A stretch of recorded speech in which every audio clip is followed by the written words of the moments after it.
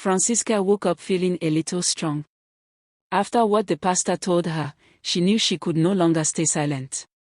She wanted Oliver to know the truth. She needed to explain everything, even if it broke her heart. She took her bath quietly and wore a plain gown.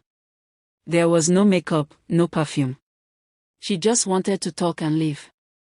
She entered a taxi and went straight to Oliver's house. Along the way, she kept repeating to herself, "I will tell him everything. No more secrets. Let him hear it from me and not from anyone else." When Francisca arrived at Oliver's house, she knocked gently. She was afraid he might insult her or chase her away, but instead, the door opened slowly. Oliver stood there, looking very sober.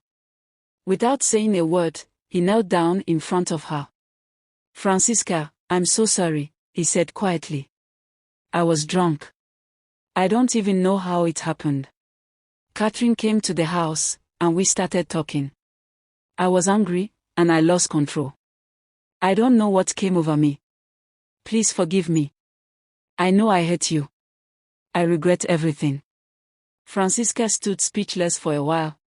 She looked at him with pain in her eyes. "Oliver, I forgive you," she said. "But I need to tell you something important. I went to see Pastor Bob.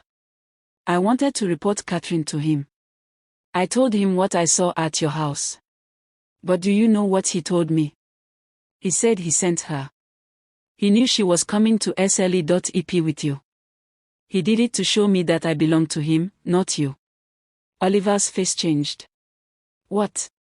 The pastor said that?" he asked, standing up slowly. "Yes," she replied, nodding. "He said it proudly." Francisca continued talking. "I have been holding this secret for so long. But I can't anymore. Pastor Bob has been SLE.EPing with me for many years now. Since I joined his church, he has been using me.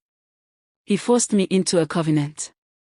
He said I would die if I ever SLE.EP with another man. That is why I kept saying no to you. I was scared. I didn't want to die. I didn't know how to tell you. I thought he was a man of God. I didn't know he was using me for his own pleasure."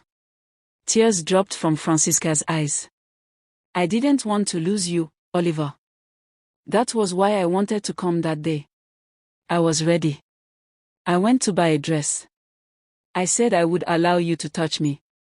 But when I got here and saw you with Catherine, it broke me. I cried all night.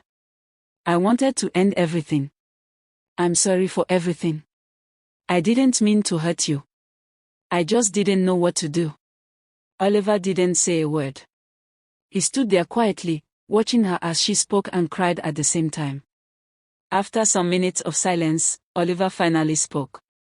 "So you have been giving that pastor your B.O.D. all these years, and you kept telling me no." Francisca wiped her eyes and nodded. "It was not by choice," she said. "He made me do it. I was naive and confused. I didn't even know how to say no." Oliver shook his head. "But you still gave it to him. And you never told me. You kept me in the dark. You made me look like a fool. You were protecting a man who was destroying you." His voice became firm. Francisca moved closer to him. "Oliver, please, don't talk like that. I love you. I only hid it because I was scared." Oliver stepped back. "No, Francisca. I don't want to hear that. You gave that man everything. And you still wanted to come here and act like nothing happened. You should have told me the truth a long time ago. I was ready to marry you. I waited for you. I paid your bride price. I respected your decision. But now I know it was all for another man. Please leave my house." Francisca was shocked.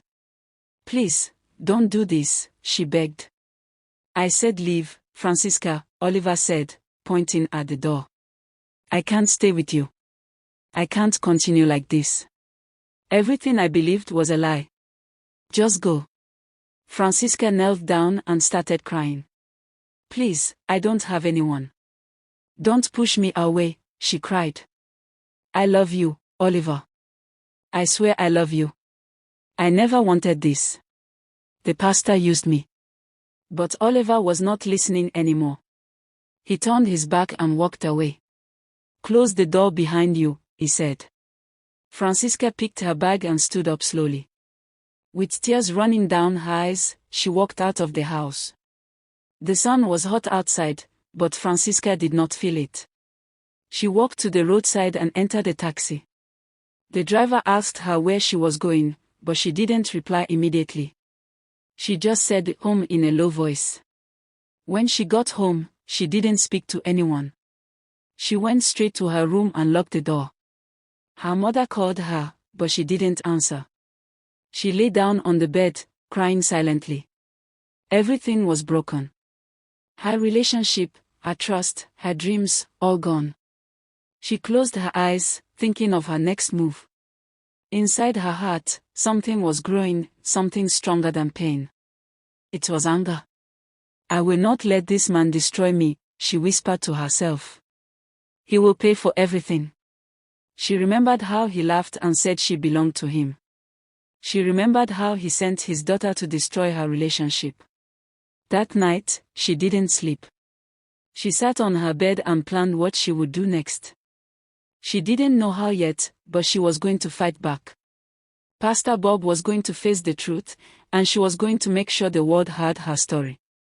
To be continued.